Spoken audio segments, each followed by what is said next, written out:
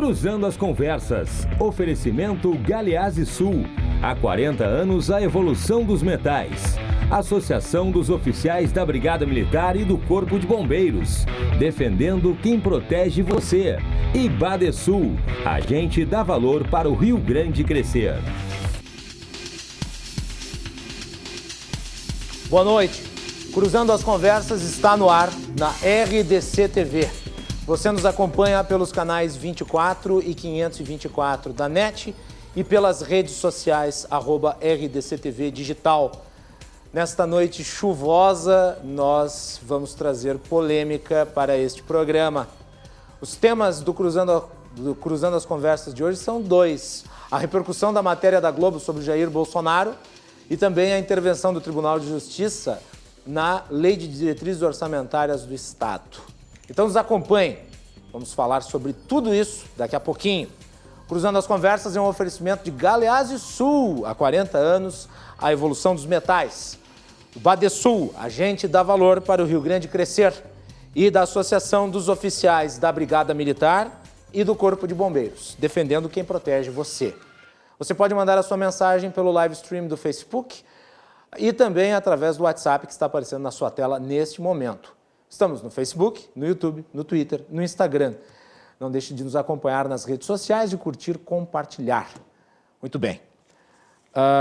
Desde ontem à noite, o Brasil tem discutido uma matéria veiculada no Jornal Nacional e que trouxe como novidade uma menção feita ao presidente da República no caso que chocou o país, o assassinato da vereadora do Rio de Janeiro, Marielle Franco. Ela e seu motorista foram mortos numa emboscada no dia 14 de março de 2018, assassinados, metralhados de uma forma hedionda, de uma forma lamentável e que merece toda a atenção do Estado e toda a apuração por parte das autoridades. Mas qual é o limite do jornalismo? É isso que nós temos que questionar aqui hoje, até porque este é um programa jornalístico de análise e nós não podemos deixar de colocar uma lupa em cima desse tipo de questão para oxigenar o debate público e trazer a informação mais fidedigna possível ao nosso telespectador. O presidente Jair Bolsonaro foi mencionado no contexto do vazamento de informações relativas ao processo de investigação que acabou nas mãos da Rede Globo e dava-se conta de um atendente da portaria do condomínio em que ele reside, no Rio de Janeiro, e que teria tido um diálogo com um dos suspeitos de ter cometido o crime contra Marielle Franco. Este cidadão, que se apresentou na portaria do edifício, pediu autorização, segundo o depoimento da portaria, para ir até a casa de número 58, que é a casa em que reside Jair Bolsonaro. No correr da autorização, que havia sido, segundo o depoente, dado por um senhor chamado Seu Jair, o suspeito entrou dentro do condomínio, mas acabou indo para uma outra casa. Agora eu não me lembro exatamente o número da outra casa, mas não era a casa número 58, que é de propriedade de Jair Bolsonaro. A Rede Globo publicou isso e, ao mesmo tempo em que publicou este relato, também publicou o álibi do presidente, que ele não estaria, naquele dia, na casa de número 58, e sim em Brasília, já que, na época, era deputado federal, inclusive com vídeos, em suma, mostrando de maneira bastante evidente que a ordem não poderia ter partido diretamente do presidente Jair Bolsonaro, porque ele não estava naquele momento, naquele local. E isso se deu exatamente no dia 14 de março, dia em que Marielle Franco foi assassinada. O fato é que esta matéria, ela, de uma maneira um tanto quanto irresponsável, não foi checar com as autoridades que estão investigando o caso do Rio de Janeiro. Hoje, a revista Veja trouxe a informação de que a promotora que atua diretamente na investigação disse que o depoente, no caso o porteiro, mentiu sobre o envolvimento do presidente Jair Bolsonaro no caso. Que o depoente falsificou a sua versão e incluiu o nome do presidente Jair Bolsonaro sem ter material que possa ser comprovado. Segundo o que a procuradora menciona no que é trazido pela revista Veja, na sua matéria online, a conversa que se deu não foi com ninguém da casa número 58, e sim com o outro suspeito de cometer o crime e que já está preso, que é o dono da casa em que, de fato, o outro suspeito foi. Ou seja, em 24 horas, coloca-se o nome do presidente num caso que é escabroso e, inegavelmente, por mais que tenha se dado vazão ao álibi, cria-se um ar de suspeição. E esse ar de suspeição acaba contaminando a política brasileira. O Brasil já teve um presidente condenado por corrupção. Nós não precisamos de um presidente envolvido num caso de assassinato. E mesmo não havendo nada em relação a Jair Bolsonaro, o fato de ele ser mencionado numa matéria sobre isso é gravíssimo. E a Rede Globo colocou a matéria no ar. Mesmo tendo o processo já evoluído a ponto de o depoimento trazido pela Rede Globo ter sido, segundo a procuradora, desmentido por fatos técnicos. Nas redes sociais, durante o dia inteiro, até a hora em que a revista Veja trouxe essa matéria, estava lá a hashtag Bolsonaro assassino. É a esse nível que se reduziu o debate público brasileiro. E é uma tremenda irresponsabilidade para dizer o mínimo. Aliás, nas redes sociais eu notei que tinha gente menos interessada em esclarecer o caso Marielle e mais interessada em achar um culpado conveniente. No caso, o presidente da República. Mas quais são as consequências de ter um presidente da República eventualmente envolvido num caso de homicídio? As pessoas fazendo torcida para que estivesse, colocando de lado qualquer tipo de racionalidade em relação à questão. O Brasil vai de mal a pior nesse sentido. O jornalismo precisa pensar melhor na apuração dos fatos, para poder trazer ao público credibilidade sobre aquilo que publica, sob pena de ser desmentido pelos fatos trazidos à luz da visão de todo um país poucas horas depois. Muito bem, para falar sobre esses dois assuntos, eu convidei no programa de hoje o cientista político José Westphalen. Bem-vindo, Zé. Prazer recebê-lo de novo no programa. Prazer estar mais uma vez com essa tua grande audiência aqui na RDC TV. Macalossi, dizer para a tua audiência que chega a ser irônico e eu acho que é de caso pensado. Existem duas condições para o Macalossi me convidar para participar do programa, deputado. A primeira é para defender o governo. Invariavelmente, quando eu venho aqui, é para defender o governo Bolsonaro. É verdade, a última vez tu veio aqui para falar sobre saúde. As outras vezes todas para defender o governo. E a segunda condicionante precisa estar chovendo, porque eu sempre dou carona para ele. Então, precisa juntar essas duas questões. Então, hoje está chovendo e eu venho aqui para falar sobre esse caso. Não tem palavras para descrever o nível que chegou o jornalismo brasileiro. Embora alguns isentões digam, não, mas espera aí, a Rede Globo não acusou o presidente Bolsonaro de estar envolvido na questão do assassinato. Ela trouxe uma informação, ela fez jornalismo. Ela, inclusive, disse que o presidente estava em Brasília, registrou presença. Então, e aí, meu caro telespectador, é que entram algumas coisas que a gente precisa analisar. Se ela sabia que não tinha a mínima possibilidade de envolvimento do presidente, para que trazer isso na matéria? Qual o sentido de trazer isso na matéria se não tem a mínima relevância na matéria?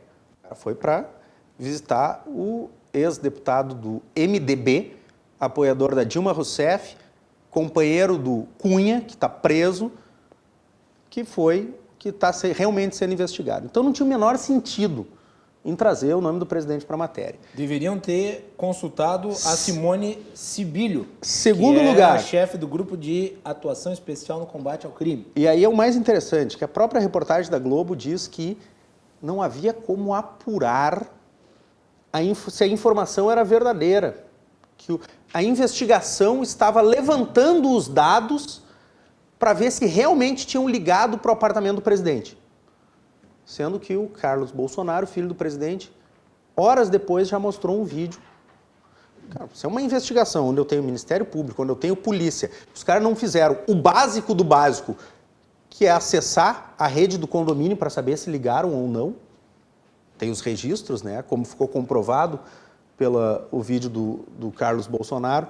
Então, assim, ó, foi um erro em cima de erro jornalístico, de não apurar os fatos.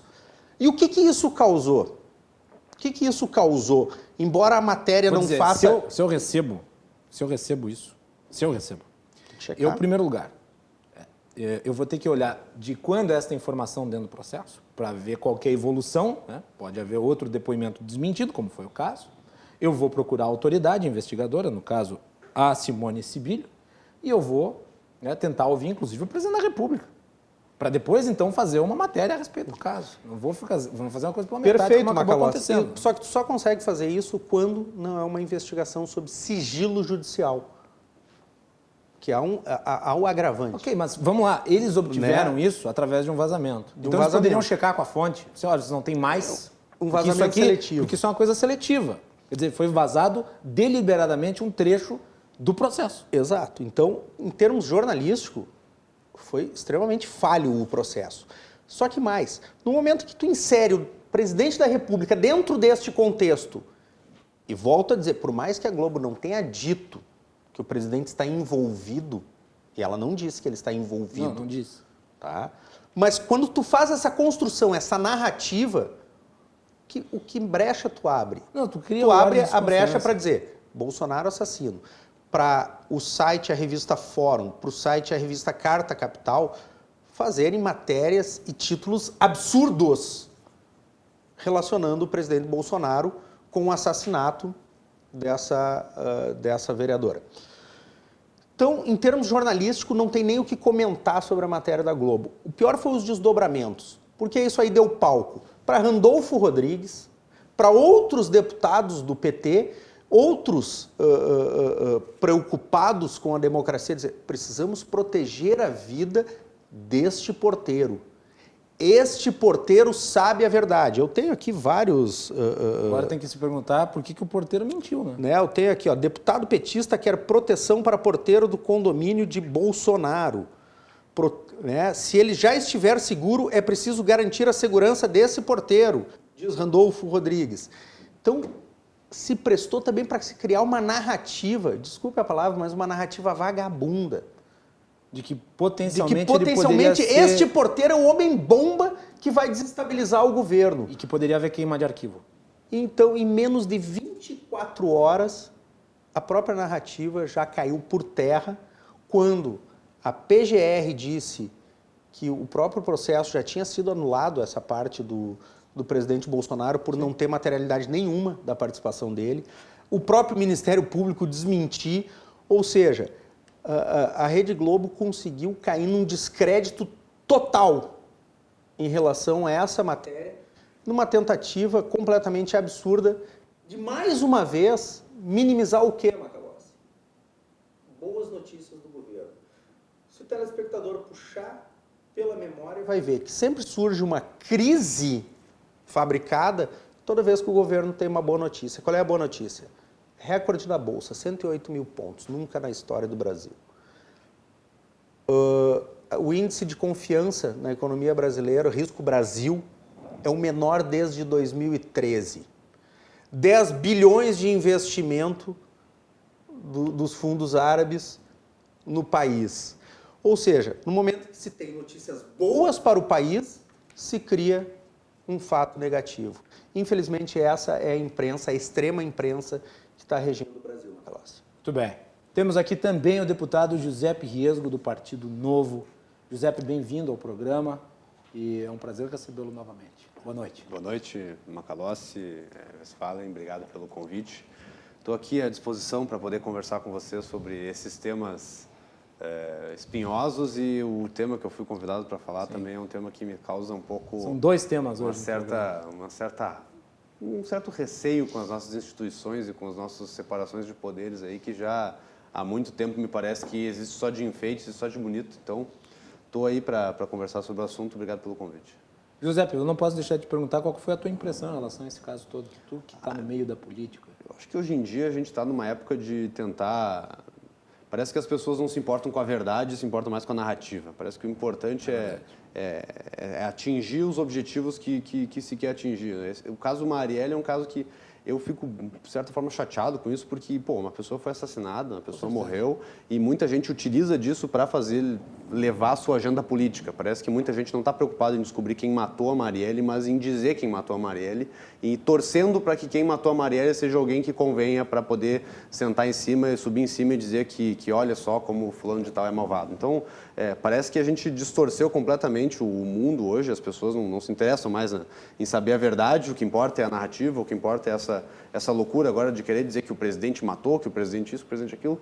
Bom, se matou, se foi ele que matou, ele tem que ser julgado, mas tem que ser julgado de forma correta. E se ele não matou, ele também tem que ser inocentado da forma correta. Eu acho que isso já passou um pouco dos limites, assim, hoje em dia, não sei. Quando é pró um lado X, se acusa sem provas. Quando é contra o lado, aí que se tem todas as provas do mundo, aí não, fulaninho de tal é inocente. Lula é inocente. Lula é inocente. Tem um monte de prova para condenar o Lula, mas o Lula é inocente. Aí quando tem meia dúzia de boato, o presidente é assassino. Então, sabe, parece que se exagerou demais, assim, e também, por outro lado, vale também a mesma crítica. Às vezes algumas pessoas que querem defender o Bolsonaro, etc., saem em defesa sem antes ver provas e tal, mas nesse caso aí eu acho que foi demais, assim. Não dá para dizer que uma pessoa assassina só porque saiu um boato num certo momento ou outro e depois se desmentiu já. Em menos de 24 horas já se desmentiu um boato. É lamentável. A gente está num momento de extremos exacerbados, mas um lado que acusa da extremidade do outro lado se acha que não é extremo. Né? Mas só trazer aqui um ponto que eu acho que é importante. Ontem, uma das primeiras manifestações, e tanto é esse negócio aí de criar a sensação de desconfiança, fica tão forte que eu mesmo cometi um erro. E aqui eu sou muito claro, quando eu erro eu falo, errei. Quando eu escrevi a minha postagem comentando o caso, eu escrevi, por hora, não há nenhum indício. Só que o por hora, e o Westphalen foi quem me apontou isso. Ele falou, o por hora, ele dá a sensação de que, né, pode eventualmente, mas não há nada, absolutamente, nem que possa levar à conjectura de que futuramente venha a ser apontado. Então, eu mesmo escrevi por hora, mas o por hora, no sentido de dizer, não, olha, por hora não tem nada, o que eu posso falar? Mas o por hora, ele é resultante de um clima de desconfiança, que nasce a partir da matéria. E vamos pegar a matéria isoladamente, vamos imaginar que nada tenha sido desmentido, né, através de uma reportagem da Veja. A matéria em si não traz nenhuma vinculação do presidente com nada. Mas para te ver... Analisando ela apenas nos seus limites. Mas para te ver como ela já cumpriu um papel na narrativa. O próprio deputado colocou aqui. Se o presidente está envolvido no assassinato, tem que ser julgado e pagar por isso. Se ele não está, tem que ser inocentado. O próprio deputado colocou o presidente dentro de uma narrativa que não existe. Que não deveria estar, né? Que não deveria Sim, estar. Claro. Ou seja, porque ele cria esta sensação onde tu passa a debater uma ligação do Bolsonaro com a Marielle que não existe. A possibilidade. Que não existe essa possibilidade. E aí eu assisti esses dias uma palestra brilhante do Marcos Boeira. Nosso amigo. Um abraço para o Marcos Boeira. Brilhante, onde ele citou as 3 guerras existentes numa sociedade, que é a guerra cultural, a guerra da informação e a guerra das narrativas. Guerra cultural, datada do início do século, aonde o comunismo realmente conseguiu se infiltrar e tomar as instituições, ele ganhou a guerra cultural. A guerra da informação, que foi a Guerra Fria, aonde uma nação roubava a informação de outra para usar politicamente e economicamente esta informação, e aí se deu toda as teorias até do Pachempa, do livro Desinformação, onde todas as táticas de desinformação, por fim, para chegar em Samuel Alinsky, na guerra das narrativas, que é o que a gente vive hoje. Não interessa a verdade, não interessa os fatos, interessa é a narrativa que está sendo criada. E a narrativa que foi criada neste momento, esta é a nova narrativa, porque todo mês tem uma nova narrativa contra o governo, é esta de tentar ligar o governo Bolsonaro ao caso da vereadora. Ou seja, é uma narrativa, só que essa completamente vazia, né? Parece que não importa a verdade, né? Não importa nem um pouco a verdade. E se a gente for ver, desde o início do governo, a gente vem narrativas em cima de narrativas sendo construídas e derrubadas. Em janeiro, qual era? Fiasco internacional do governo Bolsonaro no Fórum Econômico Mundial. Essa era a narrativa. Qual foi o resultado? Foi um sucesso a participação do governo no Fórum Econômico Mundial. Aí vem, em fevereiro, a narrativa que ia acabar o governo com o Queiroz. Aí se descobriu que não era tudo aquilo, porque tinha mais outros 40 deputados, inclusive um do PT, que movimentou 40 milhões de reais. Então, tu vê que a gente vai vivendo de narrativas, uma guerra sucessiva de narrativas, que elas não se sustentam, não duram 3 semanas. Essa não durou 24 horas. Muito bem. Vamos colocar só no ar rapidinho para nós irmos para o encerramento desse segmento do programa, para depois falarmos do Orçamento do Estado e do TJ. O vídeo da manifestação do presidente Jair Bolsonaro, ontem, logo após a publicação da matéria pelo Jornal Nacional. A produção consegue colocar no ar? Ou o porteiro mentiu, tá?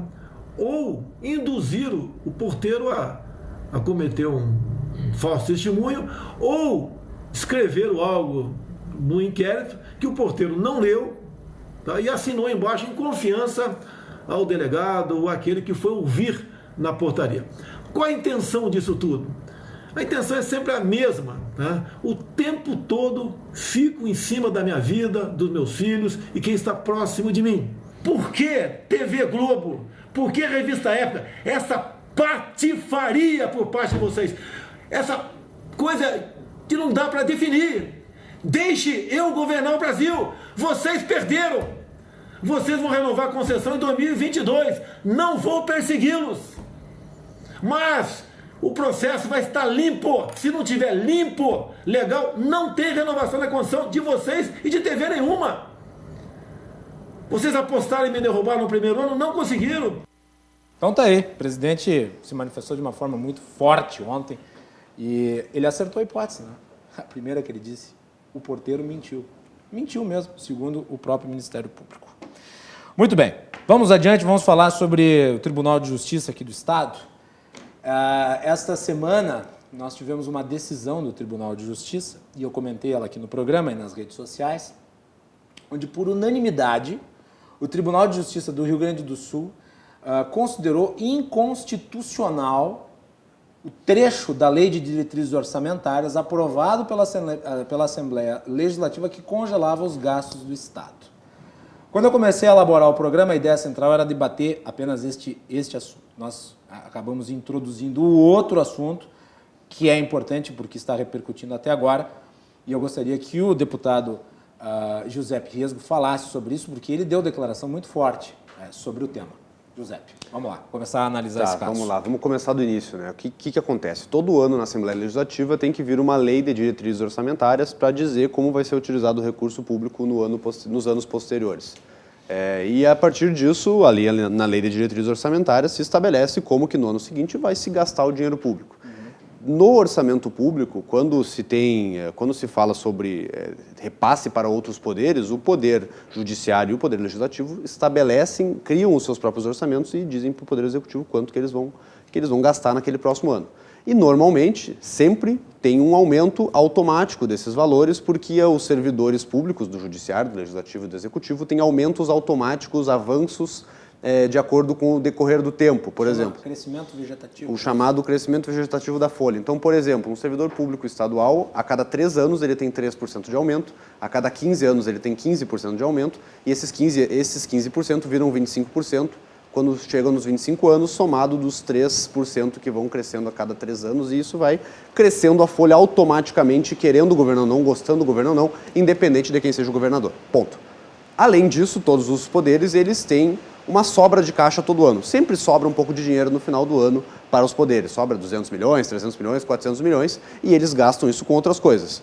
O que aconteceu foi que, devido ao fato do Rio Grande do Sul estar absolutamente quebrado, não tem dinheiro para nada, e contando com o fato de que ano que vem está previsto que o governo vai gastar 5 bilhões de reais a mais do que ele vai arrecadar.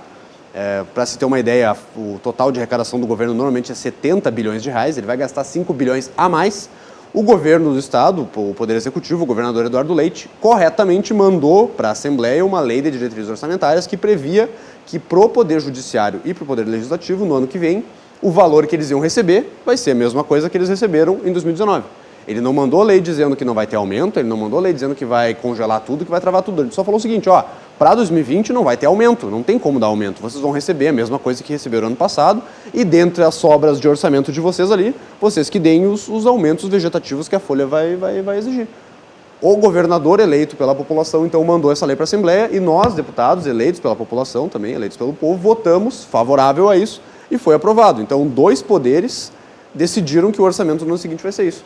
Tudo bem, até aí tudo bem. Aí o Poder Judiciário, numa dobradinha com o Ministério Público, fez o seguinte, não, o Ministério Público então entra com uma ação pedindo pela inconstitucionalidade disso, e o Poder Judiciário foi lá e disse, não podemos aceitar que a Assembleia e o Executivo votem uma lei que não nos dê um aumento de orçamento para o ano que vem. Nós queremos 4% a mais para o nosso orçamento.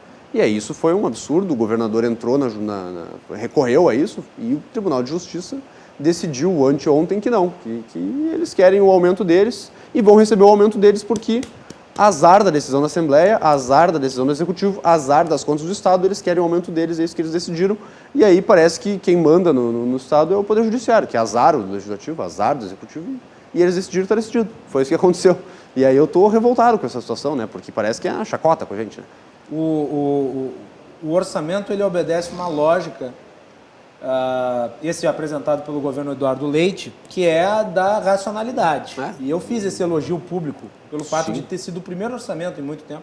Acho que a IEDA chegou a apresentar um orçamento deficitário, mas depois disso não aconteceu. Inclusive havia um medo dos governantes de que a apresentação de um orçamento deficitário infringia a lei de responsabilidade fiscal, que é ridículo. Mas é a realidade, né? É a realidade. Daí o que acontecia? Eles inventavam despesas, eles inventavam receitas extraordinárias que nunca se cumpriam, porque no fim das contas o orçamento era no vermelho mesmo. E daí o governador agora apresentou um orçamento deficitário de 4 bilhões. Né? 5,2 bilhões. 5,2 bilhões. Um orçamento real. A lógica é a seguinte, se o orçamento é deficitário, ou seja, se o orçamento é de 5,2 a menos, como é que tu pode elaborar um aumento de receita? Tu não tem recurso, tu já está no vermelho. Essa é a lógica. E é isso que o TJ ignorou. E eles querem um aumento de despesa, né? Eles querem 4% a mais para eles e eles decidiram que eles vão ter um aumento de despesa e eles se auto-julgaram. Em interesse próprio, deveriam se declarar... Como é que é o nome correto? Impedidos para poder fazer isso e não se declararam. Então, é como se eu julgasse para mim o meu próprio caso. Eu estou julgando aqui que eu tenho que ter aumento no próximo ano. Fala sério. Quantos votos teve a aprovação da LDO? Tu lembra? Foi ampla maioria, não me lembro exatamente quantos. Eu lembro que a oposição votou contra. A oposição são 13 deputados e a... 13. Um número até cabalístico aí, o número do azar, 13. E os outros que votaram, eu não me lembro quantos que foi, mas deu mais de 30. Foi um negócio assim... Bem... amplo. Súmula vinculante. Deixa eu te provocar nesse sentido, porque a última vez que tu veio aqui no programa não foi para defender governo nenhum, tu veio falar sobre saúde. Né? Tu tem trabalhado na área.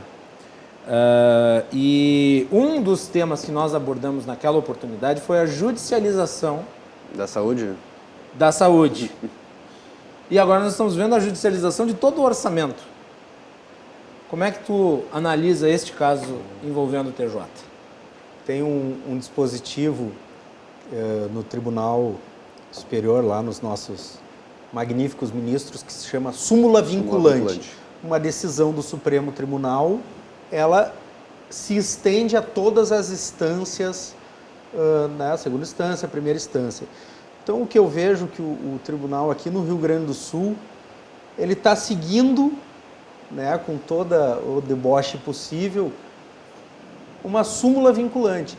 Ele vê o Supremo Tribunal Federal passar por cima do Executivo, passar por cima do Legislativo, legislando e interferindo no orçamento do próprio Executivo, quando impede, por exemplo, do Executivo extinguir os conselhos, quando impede do Executivo vender estatais, quando legisla sobre segunda instância, quando legisla sobre homofobia, sobre racismo, etc. e tal, sobre uso de drogas, aborto, enfim.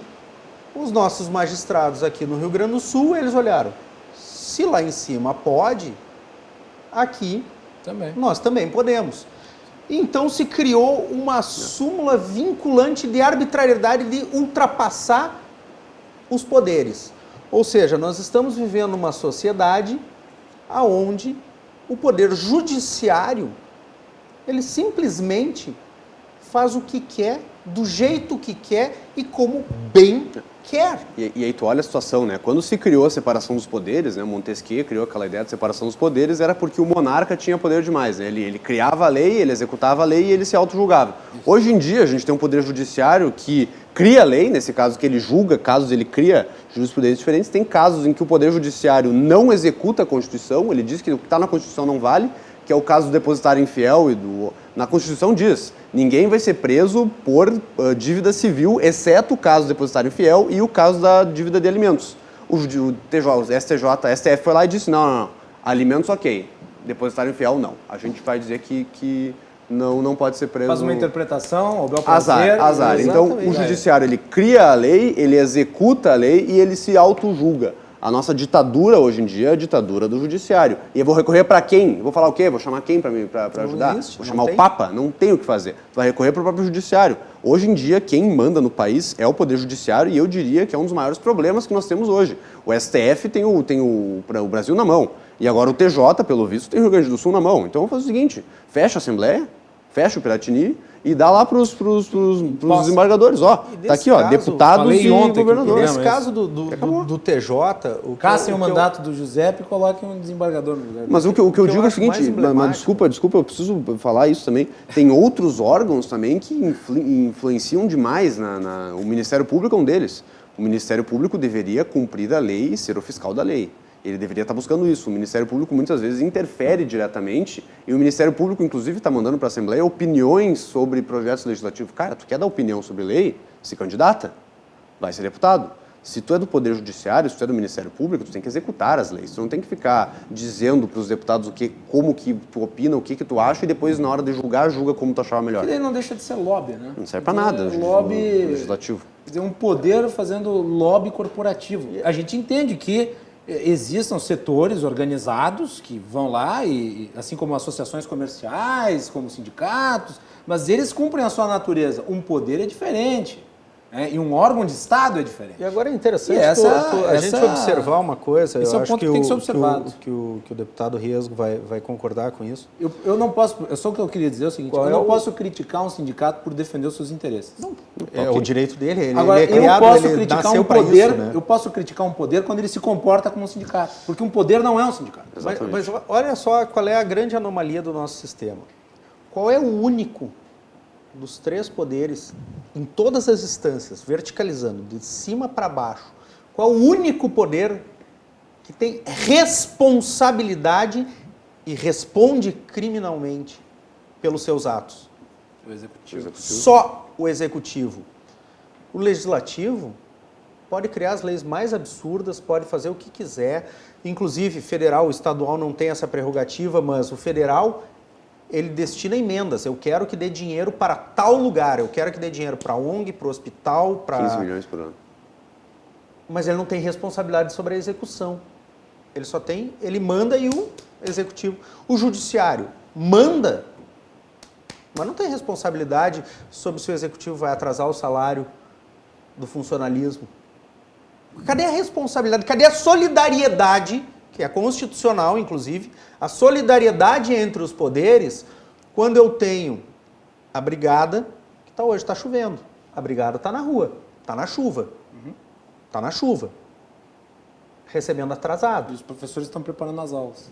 Cadê a solidariedade entre os poderes? Ninguém pode negar que no Rio Grande do Sul criou-se, em virtude desse sistema, dessa corruptela de independência de poderes, a situação em que você tem os senhores magistrados do TJ ganhando em dia e muito bem. Eu não sou contra que ganhem bem, eu sou a favor que ganhem bem, mas ganhando dia e bem, enquanto os funcionários do Executivo ganham mal e parcelado. É uma coisa que o dinheiro vem do mesmo lugar. O dinheiro vem rigorosamente do mesmo lugar. Aí tem gente que argumenta, não, mas eles fazem o próprio orçamento, tem que ter independência. Não, pera lá, o dinheiro vem do mesmo lugar. Tem a questão do 12º, né? A Assembleia deveria puxar esse debate. Deveria voltar esse é um debate que tem que vir do Executivo. Mas se o Executivo não está pautando, como o governo passado do Sartori falou, a Assembleia precisa pautar, precisa trazer de volta à mesa esse debate do 12º. E para deixar mais escancarado ainda, para deixar mais escrachado ainda como esses órgãos e poderes zombam da cara do gaúcho, esse ano eles auto-aumentaram seus próprios salários. Eles se deram um aumento de 16% dos próprios salários sem passar pela Assembleia. Eu quero ver se um brigadiano, se um professor consegue aumentar o próprio salário em 16% sem passar pela Assembleia. Eu quero ver se... os próprios deputados.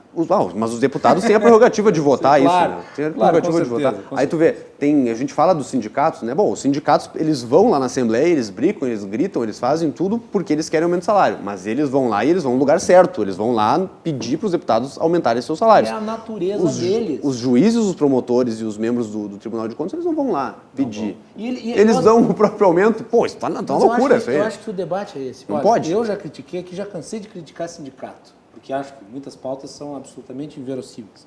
Mas é a natureza do sindicato. Sim, ele foi feito para isso, né? Ele foi feito para isso. Agora, o judiciário não é um sindicato. E é isso que tem que ficar claro. O judiciário não é um sindicato, o Ministério Público não é um sindicato. O Legislativo também não. O Legislativo não é um sindicato. Mas o comportamento dos poderes, né, de modo a se assemelhar com o sindicato, é a distorção do sistema tripartite de poder como razoavelmente conceituado ao longo da história e nas democracias ocidentais. Você ter ali integrante da magistratura fazendo lobby em nome dos seus interesses ou dos seus ganhos, a despeito da situação do Estado, é um escândalo. É uma realidade paralela que se estabelece. Parece que essa gente está de costas para os dramas que são compartilhados por todos os demais gaúchos que têm problemas na segurança, na saúde, na educação, na infraestrutura. O Estado está quebrado, não tem alternativa, você não pode determinar despesa quando você já tem um déficit tão alto quanto o que nós temos. E lembrando, isso é importante, lembrando, hoje o Estado do Rio Grande do Sul só está conseguindo pagar alguma coisa da folha de pagamento porque nós temos uma liminar no Supremo Tribunal Federal. Sim.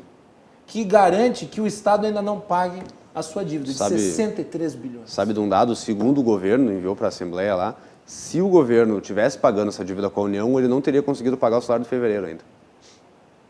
Dado do próprio governo. Bom, com esse dado nós vamos para o intervalo, né?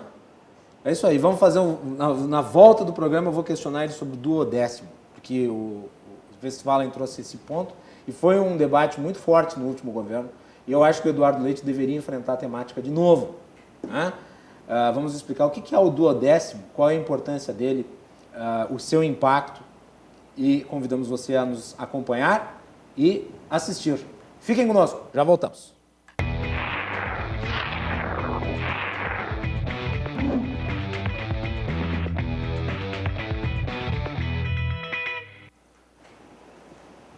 Estamos de volta aqui na RDC TV, caindo o mundo aqui em Porto Alegre. Eu recebi vários recados dizendo que o sinal da net não está muito bom, é por causa da instabilidade no tempo. Então nos acompanhe pelo Facebook, você tem a possibilidade sempre de assistir o programa das mais variadas formas. Pela net, canais 24 e 524 e também pelas redes sociais, @RDCTV Digital. Se você acabou não conseguindo ver o início desse programa, em virtude de você estar assistindo pela net, não se preocupe, né? Você pode assistir depois na íntegra no Facebook, no canal da RDCTV, no Facebook e no YouTube. Então não deixe também de curtir, de se inscrever lá para receber as notificações das atualizações. Participe, mande o seu recado. Cruzando as Conversas é um oferecimento da Associação dos Oficiais da Brigada Militar e do Corpo de Bombeiros, defendendo quem protege você. Do Badesul, a gente dá valor para o Rio Grande crescer. E de Galeazzi Sul, há 40 anos, a evolução dos metais. Vocês sabiam que 80% das pessoas que colocam aparelhos auditivos não se adaptam? Pois é, isso acontece porque os aparelhos atuais apenas amplificam o som. Uma notícia muito importante para quem tem perda auditiva é que a Mais Sons, a clínica da audição, fechou uma parceria com uma empresa europeia de aparelhos auditivos. E agora a Mais Sons tem um lote de aparelhos por indução magnética, que são os aparelhos mais modernos no mercado. Eles são invisíveis, automáticos e eles têm adaptação instantânea. Para você ter a sensação de escutar melhor, não deixe de fazer a sua consulta lá na Mais Sons. Ligue para o número que está aparecendo na sua tela, 3061-7373, repetindo 3061-7373, ou acesse o site clinicadaudição.com.br e não perca esta oportunidade que a Mais Sons está trazendo para vocês de adquirir este aparelho moderníssimo sob indução magnética para os seus ouvidos. Lembrando que o lote é limitado, então não deixe de fazer aí a sua avaliação, né, e garantir o seu aparelho de som da Mais Sons. Estamos de volta aqui com o deputado estadual pelo Novo, Giuseppe Riesgo, cientista político José Westphalen. E eu quero mandar aqui um abraço para o empresário Alcides Feltrin, lá de Farroupilha, da Sementes Feltrin, um amigo querido que está sempre na nossa audiência, quem me falou, inclusive foi meu pai. Ele falou assim: Guilherme, o Alcides sempre está lhe assistindo. Um abraço, Alcides. Obrigado pela audiência e pela credibilidade.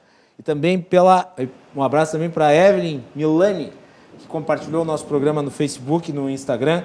Ela recomendou o programa, disse que é muito democrático e coerente. Obrigado também aí pela mensagem. Então, gostei muito aí do comercial aí da Mais Sons.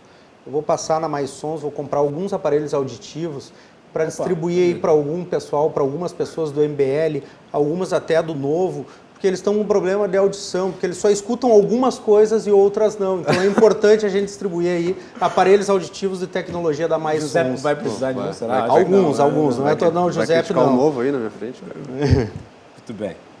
Vamos adiante, vamos continuar aqui. No primeiro bloco, o Zé falou sobre o duodécimo, que foi uma questão que foi enfrentada na legislatura anterior da Assembleia Legislativa, mas não foi vencida. O duodécimo acabou sendo rejeitado. Tem que explicar primeiro o que é o tal Vamos lá, duodécimo. José. O duodécimo é o seguinte, né? Ao início do ano, o governo ele prevê quanto que ele vai arrecadar. Né? Quanto que ele vai arrecadar, a partir disso ele divide em 12 parcelas, por isso duodécimo, e a partir disso cada uma dessas parcelas é o valor que vai ser destinado para o Poder Judiciário e o Poder Executivo, de acordo com o que foi orçado que eles vão receber ao todo ano. O problema é que, como tu mesmo mencionou anteriormente, Macalossi, às vezes, e muitas vezes, o governo não arrecada efetivamente o que ele previu. E aí a parcela do duodécimo que ele repassa para os poderes, ela é um pouco maior do que o governo efetivamente arrecadou. É em cima do projetado, não do realizado. Em cima do projetado e não do realizado. A proposta do governo Sartori era que isso fosse alterado, que se o governo arrecadasse menos, ele repassasse menos e, portanto, os poderes também teriam que se ajustar e apertar os cintos, né? É como se, imagina, uma empresa que tem 3 setores, um setor que é o setor dos pagamentos, e ele diz para os outros, a gente vai reduzir um pouco os gastos. E eles falam, aqui no meu setor não, aqui eu quero aumento, inclusive, eu vou te julgar e vou mandar tu dar o aumento.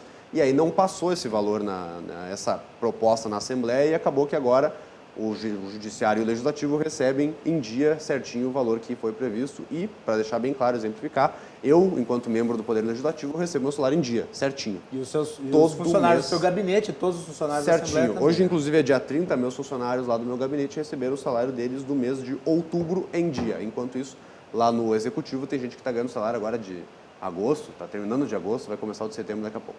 Essa distorção, né? Basicamente isso. Enfim, esse era o disclaimer aí. E tu não achas, deputado, que o governador deveria enfrentar essa questão? Deveria, lógico. Deveria reapresentar, porque tu não pode reapresentar o projeto durante aquele período, mas um novo governo, nova legislatura, pode se apresentar. Ele não poderia apresentar no ano em que foi negado. No ano seguinte ele poderia. Eu estava debatendo com outro deputado da bancada, o deputado Fábio Osterman, a possibilidade do Legislativo entrar com o processo de novo. fazer uma PEC via legislativa. Aí tem alguns entendimentos que, na verdade, é de iniciativa tem vício de origem, privativa mas pro do debate executivo. serve. A gente estava conversando sobre o assunto e o entendimento geral é que o vício de iniciativa ocorreria, mas lendo sobre isso eu não encontrei nada que fundamentasse, de fato, esse tal vício de origem, mas eu preferi não entrar com isso e deixar o governador trazer de novo. Eu acho que ele tem que trazer, sim. Até porque desgastaria o projeto. Né? Se tu apresentasse e fosse suscitado, né, o vício de origem, tu já teria uma antecipação do debate. Já é a narrativa. Desnecessário. Né? Talvez não seja nem a verdade, mas a narrativa é que... Então, melhor não... Mas esse debate é importante. Eu lembro quando o governador Sartori pautou essa questão do duodécimo, teve uma discussão, boa parte do legislativo à época estava favorável, sim.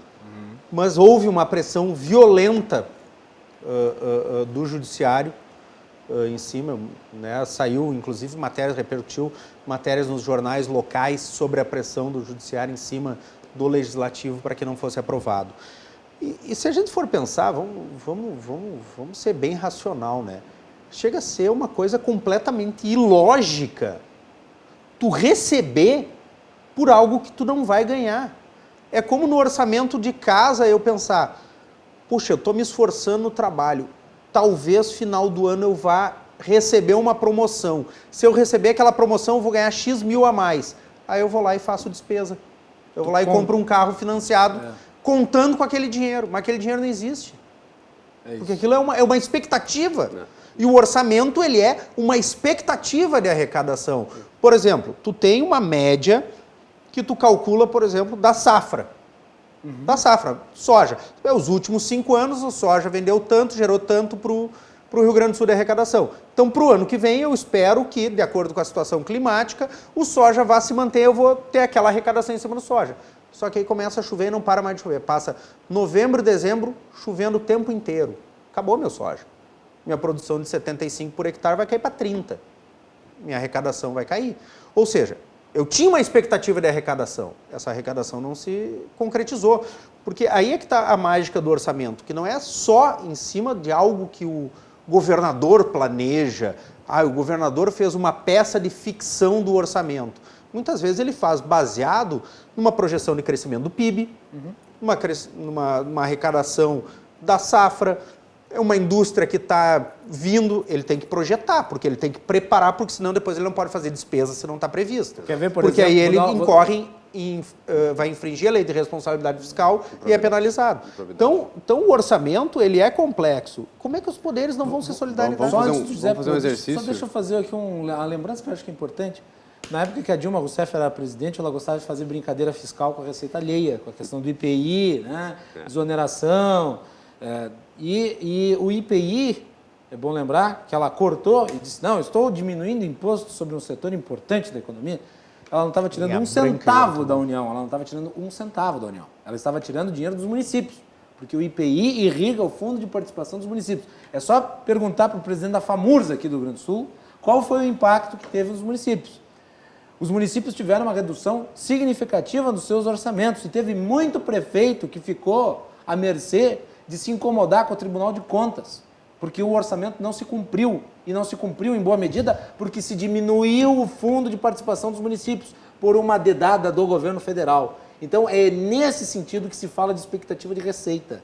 O governo trabalha com uma expectativa de receita no início do ano, vai lá a presidente da República e corta uma parte do orçamento porque ela quer fazer brincadeira fiscal. E daí quem paga a conta é a parte mais frágil da equação, no caso dos prefeitos. Isso aconteceu, e não foi uma vez, foram vários anos. Vamos fazer um exercício. Digamos que ano que vem o governador Eduardo Leite envia a PEC do 12º novamente para a Assembleia. Digamos que os debates são amplos e que existem forças a favor e forças contra. E digamos novamente que a Assembleia vota e aprova em 2 turnos. No dia seguinte, judicializado. Tu acredita que é judicializado no dia seguinte? Olha, eu tenho essa dúvida. Não estou dizendo que vai ser, mas eu tenho essa dúvida. Digamos que seja judicializado. O exemplo atual mostra isso. E que o Tribunal de Justiça diga que é inconstitucional. O que a gente faz? A gente chora, né? A gente senta e chora. Não tem para quem recorrer. Vai recorrer para quem? Para o Judiciário?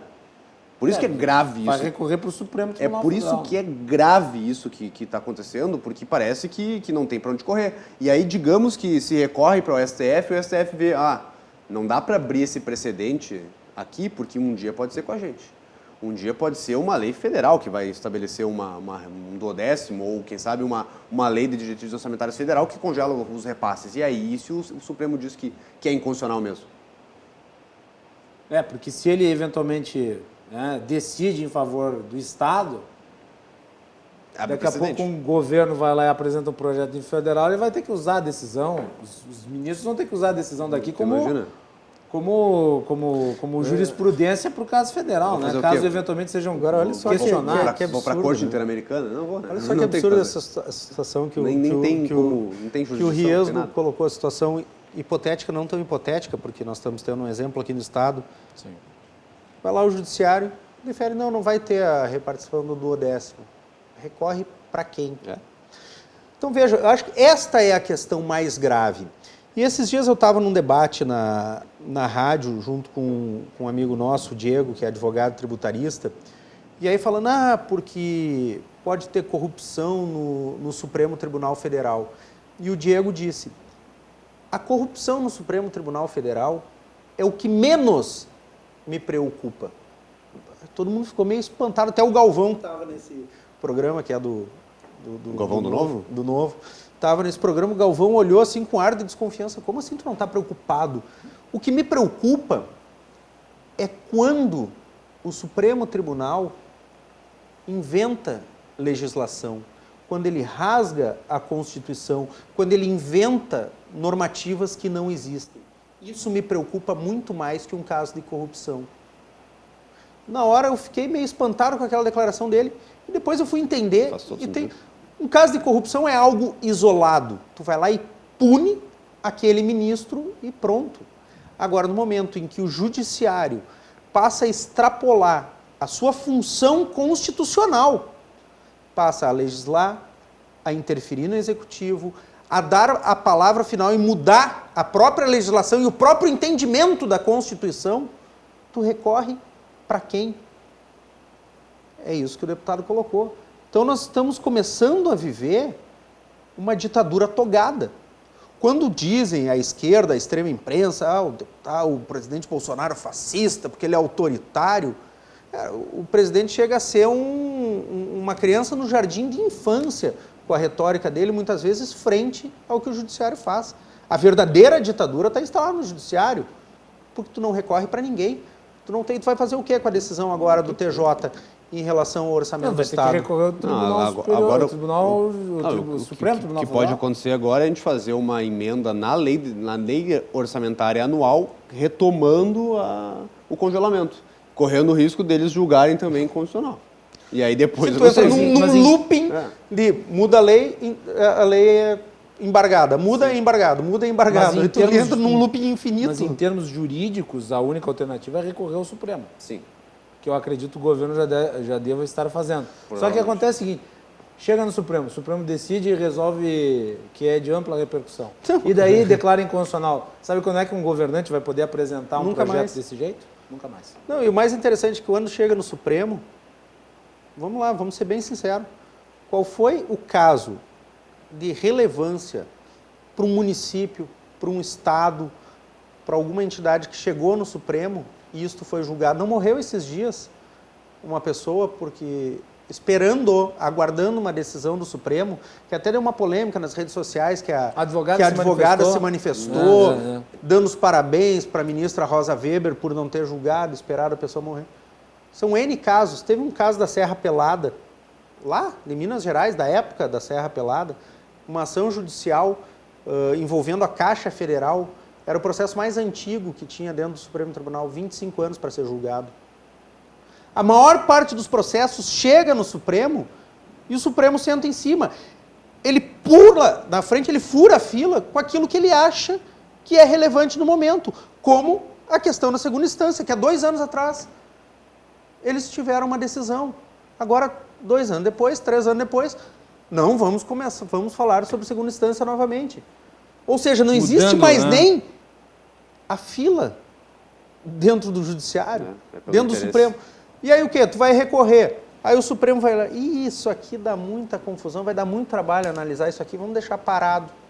Vamos analisar, Senta em cima do homofobia, o processo. racismo. Senta em cima do processo, deixa ele pegando mofo. Bom, vamos ver se a gente vai soltar o Lula, mais 5 mil bandidos, só 4.900 e poucos, de acordo com a ministra Rosa Weber.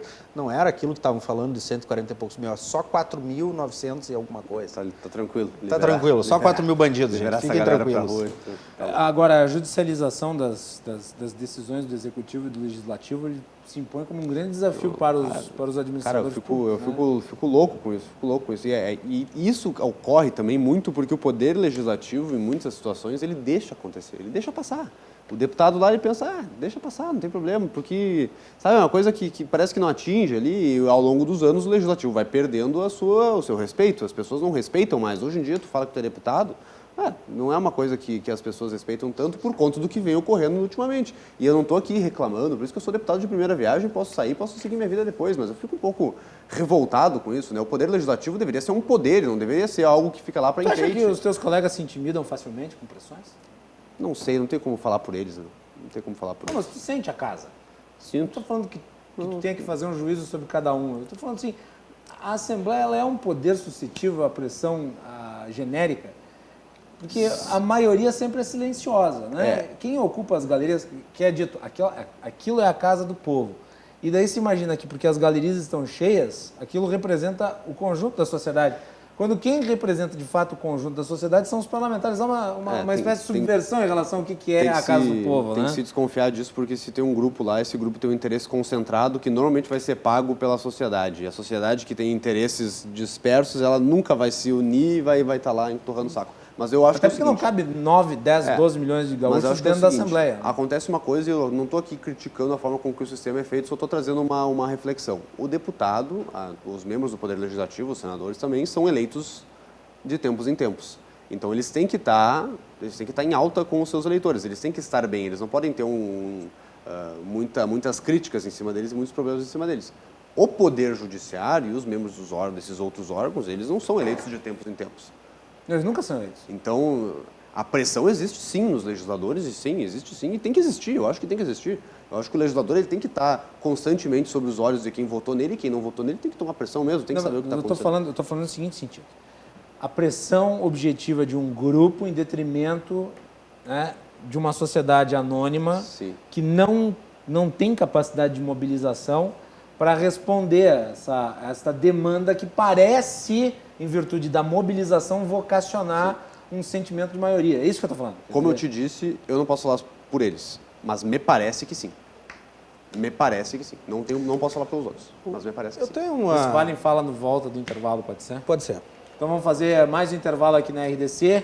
Vamos para o último bloco do Cruzando as Conversas. Nós voltamos na sequência. Estamos com o deputado estadual pelo Novo, Giuseppe Riesgo, e também com o cientista político José Westphalen. Você nos acompanha pelos canais 24 e 524 da NET, pelas redes sociais. Mande a sua mensagem e a sua participação. Depois eu vou ler aqui o que o pessoal mandou.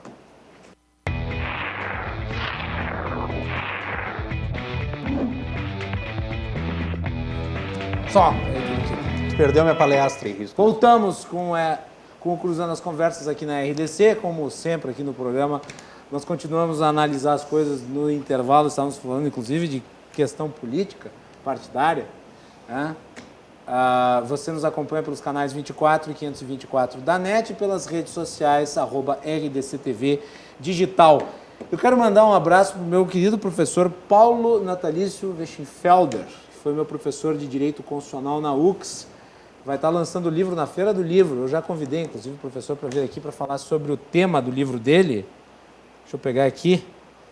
Que é Constituição e Cultura Ambiental. O livro vai ser lançado na Feira do Livro.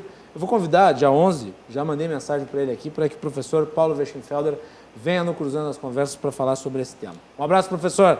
Sempre um prazer. Tudo bem, Cruzando as Conversas, oferecimento de Galeazzi Sul, há 40 anos, a evolução dos metais. Também da Associação dos Oficiais da Brigada Militar e do Corpo de Bombeiros, defendendo quem protege você. E do Badesul, a gente dá valor para o Rio Grande crescer. Estamos aqui no programa de hoje com o deputado Giuseppe Riesgo, do Novo do Rio Grande do Sul, e o cientista político José Westphalen. Muito bem.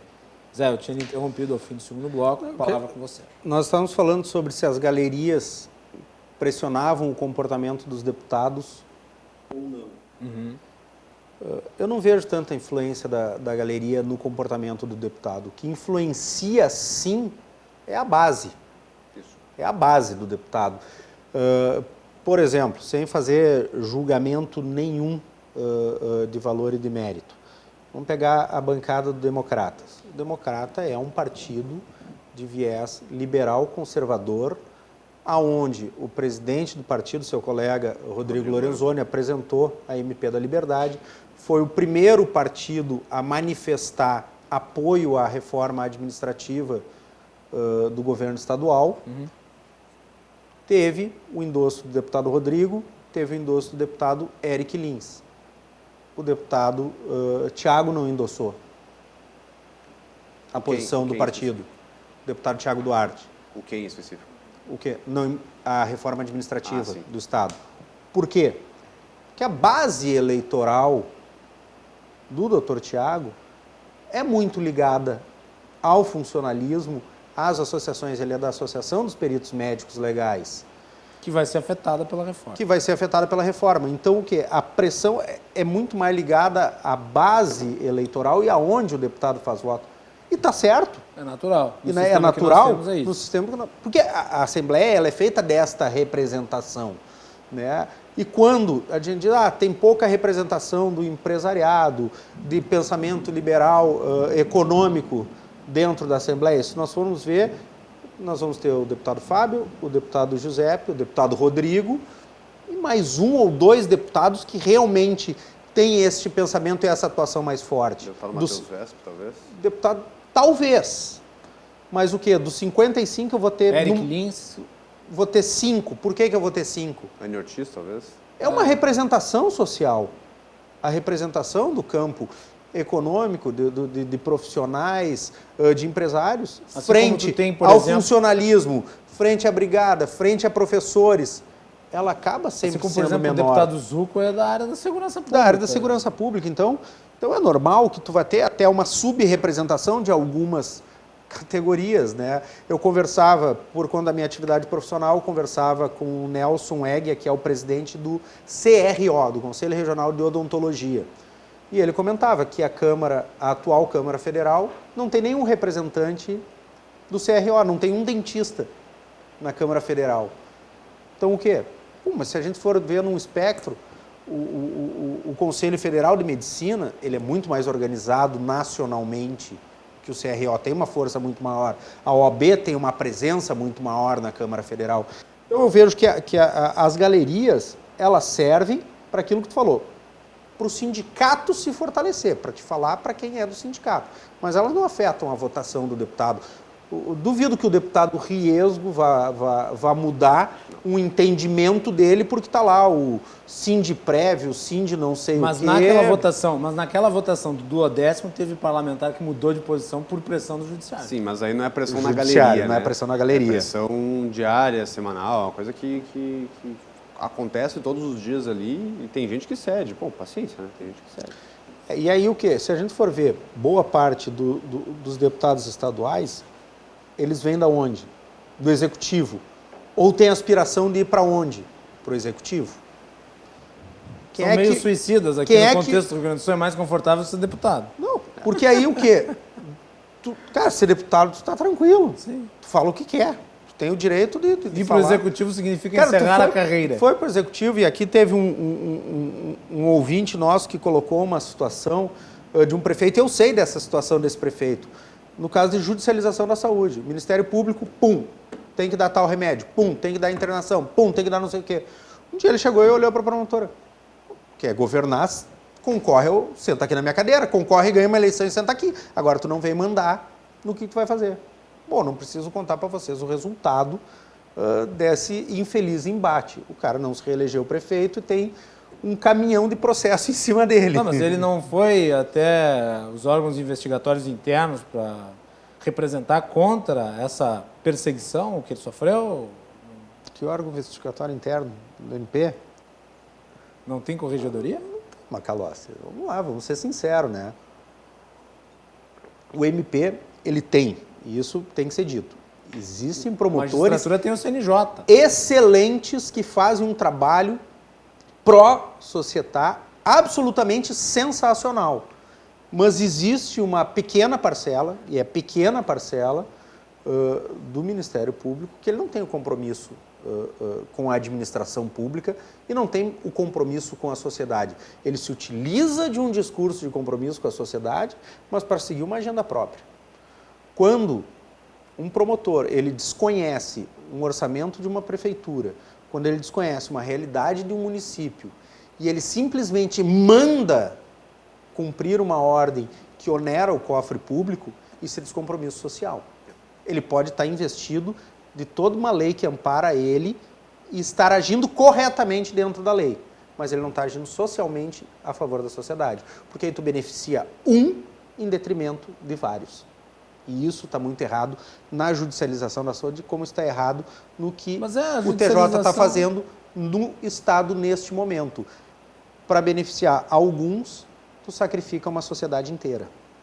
O problema de quem não tem interesses concentrados é que não tem uma organização, né? Aí fica todo mundo... Aqueles que pagam a conta, pouquinho em pouquinho, eles não conseguem se organizar. E aí a democracia tem esses problemas, né? Os interesses concentrados, pagos pela sociedade, acabam sendo efetivados. E os interesses difusos ficam por aí. Então, se tem algum deputado, alguma pessoa que fala por todos, pelo interesse de todos, pelo interesse da sociedade, acaba que não tem ninguém que está ali pressionando, incomodando por esses interesses. Aí a gente vai indo de privilégio em privilégio, de aumento em aumento, a gente chega na situação. Mas eu ressalto a diferença existente entre esses grupos que são organizados e cuja natureza é exatamente essa, e eles cumprem um papel dentro da democracia, concorde ou não com eles.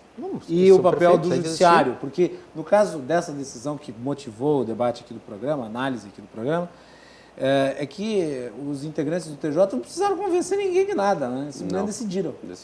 O pessoal do sindicato, do CEPERS, sei lá o nome do sindicato que queira se dar, ou das mais diversas associações aí que militam pelos interesses dos seus associados. Eles têm que ficar incomodando. Eles têm que ir lá, eles têm que convencer, eles têm que fazer, eles têm que convencer, é parte do processo democrático. É o papel deles. Inclusive, o CEPERS tinha que mudar de lugar o caminhãozinho deles. Em vez de estar na frente do palácio, eles tinham que botar na parte de baixo da praça. Porque o protesto agora não é mais contra o governo do Estado. Quem está sacrificando o salário deles não é o governador Leite agora, é o judiciário. Mas é isso que eu estou falando. Quer dizer, todo esse pessoal, concordemos ou não, né? Eu às vezes concordo, às vezes discordo, ele estava fazendo... Agora o judiciário passou por cima, como um trator. Quer dizer, independente do que tu votaste, quer dizer, o governador foi eleito, tu foi eleito, teus pares foram eleitos, eles não foram eleitos. Sim, vai acontecer o quê? Daqui a 4 anos, o que vai acontecer com os desembargadores? Eles vão correr o risco de não serem reeleitos, os desembargadores? Não, tá lá, para sempre. Muito bem. Senhores, minuto final do programa, gostaria de agradecer a presença de ambos.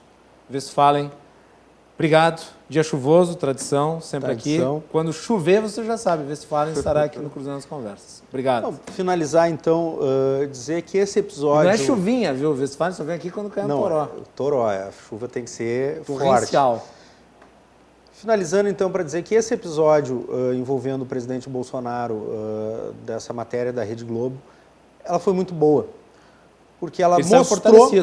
Ele saiu fortalecido e ela mostrou para o país quem são os oportunistas e quem realmente está olhando e pensando pelo bem do país. E eu não preciso nem nominar aqui, porque vai faltar tempo para isso. É só vocês olharem nas redes sociais daquelas pessoas que criticam o presidente Bolsonaro, ver se foi emitida uma nota em relação a esse episódio. Vamos lá. Vai lá na página do Renan Santos, do MBL, do Kim Kataguiri, vê se eles emitiram uma nota sobre essa matéria da Rede Globo. Mas para falar do vídeo das hienas, foram várias notas. Então acho que também foi um episódio divisor de águas na política brasileira, onde mostrou quem está, como eu chamo, da direita corporativa e da direita que está a favor do Brasil. Então, para finalizar, dizer que foi um episódio extremamente educativo e o presidente saiu maior desse episódio, Macalossi. Muito bem. Obrigado, Westphalen. Deputado Riesgo, obrigado. Sempre um prazer recebê-lo aqui no programa. Obrigado, sempre à disposição. O que eu queria colocar aqui é que a pior ditadura que pode existir é a ditadura do judiciário, já dizia Rui Barbosa. Porque não tem para quem recorrer, não tem para onde fugir. Vou recorrer para quem? Vou chorar? É isso que aconteceu anteontem com a sustação do artigo da Lei de Diretrizes Orçamentárias e não é a canetada, não é via decisão judicial que a gente vai salvar o Estado. A gente vai salvar o Estado com outras atitudes, e aqui eu tenho que elogiar o governador Eduardo Leite, que ele está conseguindo ter a coragem de fazer isso. Eu tenho várias críticas ao governo, mas essa é uma que eu tenho que parabenizar o governador e ter a coragem de mostrar que o Rio Grande do Sul está com problemas e precisa de soluções. E não é o judiciário fazendo decisões desse tipo que a gente vai conseguir resolver o problema. Muito bem, eu acho que o judiciário podia ser mais parceiro nessa hora, né? Até porque eles não vão ter prejuízo efetivamente, né? É só um auxílio, uma generosidade em detrimento da situação do Estado. Só para constatar, e eu acho que é importante a gente parabenizar quem merece, mas externar aqui os meus parabéns pela organização da bancada do Novo. Quando convites são feitos para vir ao programa, respostas imediatas, sem enrolação, e eu acho que isso é positivo. Obrigado. Então, parabéns aí para a equipe, o José Pisterno. Maurício Tomedi, nosso assessor de imprensa. Um abraço para o Maurício. Obrigado, Maurício. E constatar também que eu convidei para a edição de hoje do programa o deputado Sebastião Melo, que acabou não podendo vir por problema de agenda, e também eu convidei a bancada do PSDB como um todo, e também por problema de agenda acabou não se concretizando a vida. A deputada Anne Ortiz também foi convidada para vir ao programa, mas ela vai poder só na próxima semana. Ela estava num evento. Ela está no evento. Então, ficam aí já registrados todos os convites que foram feitos. Eu queria debater o problema da judicialização aí da decisão do TJS. Eu acho que nós tivemos aqui uma boa análise a respeito disso. E só registrar aqui os comentários do Léo Rosa sobre a questão aí do Bolsonaro. Diz que a Globo praticou um crime contra a União. Tem muita gente dizendo que tem que caçar a concessão. Acho que não chega tanto, mas tudo bem. E o Lauro Brosoni diz que o que está acontecendo de bom na economia brasileira e da sua recuperação do Brasil é evidente. Está a passos largos rumo à recuperação. E daí eu acho que, para constatar, em fim de programa, eu acho que tem que ser comemorado por todo mundo. O Banco Central determinou uma nova queda na taxa de juros, agora para 5%, é a menor da história. Isso é muito bom para a economia, porque estimula a produção, os negócios. Mas o tempo está encerrado. E nós ficamos por aqui. Amanhã nós vamos falar sobre o impacto da reforma da Previdência e da reforma tributária nos municípios. Vamos ter o prefeito de Carlos Barbosa e o prefeito de Bento Gonçalves aqui nos nossos estúdios. Boa noite e até mais.